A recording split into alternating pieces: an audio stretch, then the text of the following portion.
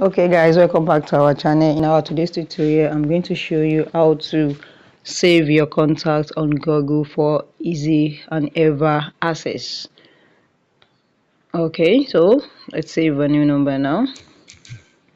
For example, you're saving a number, create a new contact, then here saving to, click on saving to. Instead of it will be on your same, but to save to Google, this is it. Just click on the Google account, then you can save the name.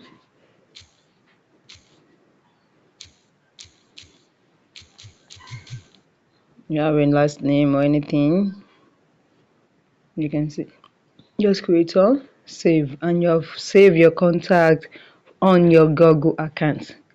So either you lose your phone, you lose your sim, or your sim is damaged, once you have access to your Google, you can get all your contacts back fully on your Google account.